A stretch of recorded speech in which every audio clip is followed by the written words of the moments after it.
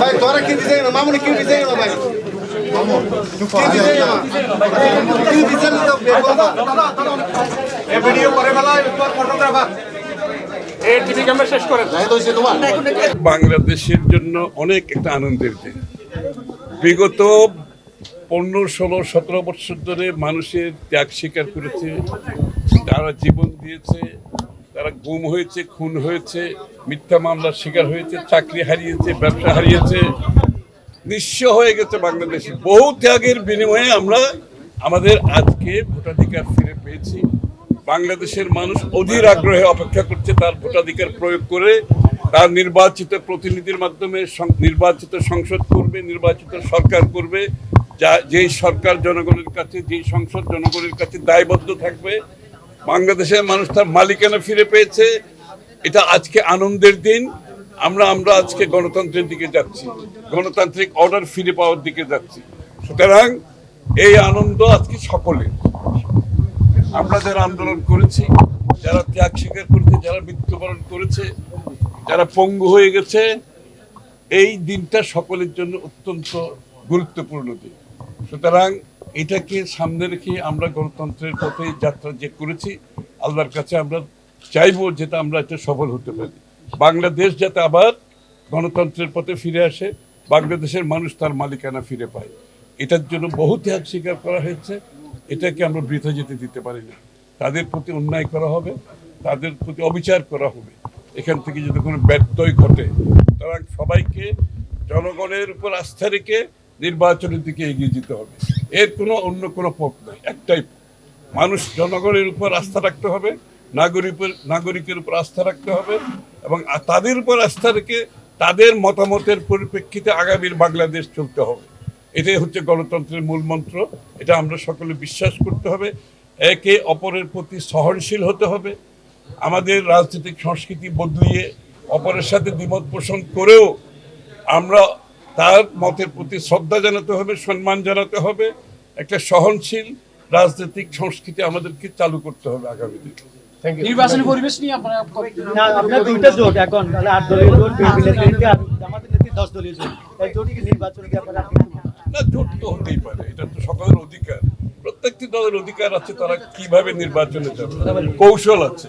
সুতরাং এটা সকলের অধিকার, এটাকে আমরা স্বাগত জানাই। বাংলাদেশের মানুষ দিনের শেষে সিদ্ধান্ত নেবে কাদের মাধ্যমে এই দেশে গণতন্ত্র আগে ফিরে এসেছিল। বিগত দিনে একদলীয় শাসনের পরে, এরশাদের সময় এবং বিগত 11-11 পরে দীর্ঘ সময় কাদের মাধ্যমে গণতন্ত্র ফিরে আসছে বাংলাদেশের মানুষের তো অজানা নাই। আজকে বাংলাদেশের মানুষের প্রত্যাশা হচ্ছে গণতন্ত্র ফিরে পাওয়া। কোন দলের মাধ্যমে বারবার গণতন্ত্র ফিরে এসেছে, কারা গণতন্ত্রের টর্চ বেয়ারার, কারা গণতন্ত্রের জন্য সবকিছু বিসর্জন দিতে রাজি আছে, বাংলাদেশের মানুষের তো অজানা নাই। তারা জানে আগামী দিনে কাদের মাধ্যমে বাংলাদেশে আবার গণতন্ত্র ফিরে আসবে। বাংলাদেশে আবার উন্নয়ন বলতে সঠিক উন্নয়ন, ওই পাটপাড়ি চুরির উন্নয়ন না, সঠিক উন্নয়ন যেখানে প্রত্যেকটি মানুষের কাছে উন্নয়নের সুফল পেতে পারে, তারা অংশগ্রহণ করতে পারে। বাংলাদেশের মানুষ জানে, এবং আমি নিশ্চিত আগামী নির্বাচনে তাদের ভোটাধিকার প্রয়োগ করে সেটা তারা আবারও প্রমাণ করবে। বাংলাদেশকে সত্যিকারের একটি স্বাধীন সার্বভৌম, একটি সত্যিকার অর্থে উন্নয়নের মাধ্যমে প্রত্যেকটি নাগরিকের প্রত্যাশা পূরণ হবে। উন্নয়ন হয়েছে, তো আমাদের সরকারের সময় হয়েছে, এটা আপনার তো সবাই জানা আছে। এনসিটি থেকে শুরু করে বেরিবাদ, এই এলাকায় যত উন্নয়ন হয়েছে তা বিএনপির আমলে হয়েছে, এরপর আর কিছু হয় নাই। তো সুতরাং এই বন্দর আগামী দিনে আরো উন্নততর জায়গায় যাবে। এই এলাকায় স্কুল, কলেজ, শিক্ষা প্রতিষ্ঠান, রাস্তাঘাট, তারপরে এখানে পানির নিষ্কাশনের সমস্যা আছে, এখানে হাসপাতালের সমস্যা আছে।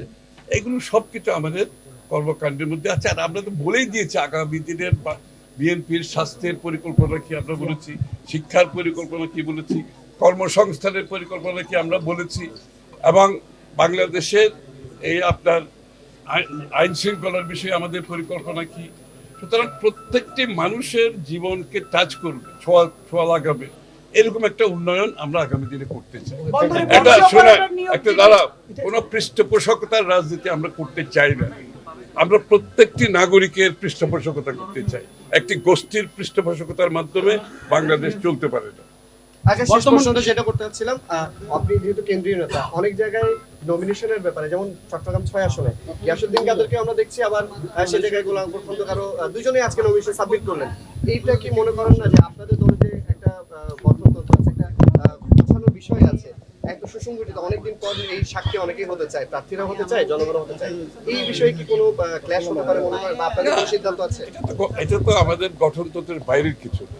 এটা দল দিনের শেষে যে সুযোগটা আছে, উইথড্র করার সময় আছে, এর মধ্যে দল আবার সিদ্ধান্ত নেবে। এগুলো গণতন্ত্রের প্রক্রিয়ার একটি অংশ।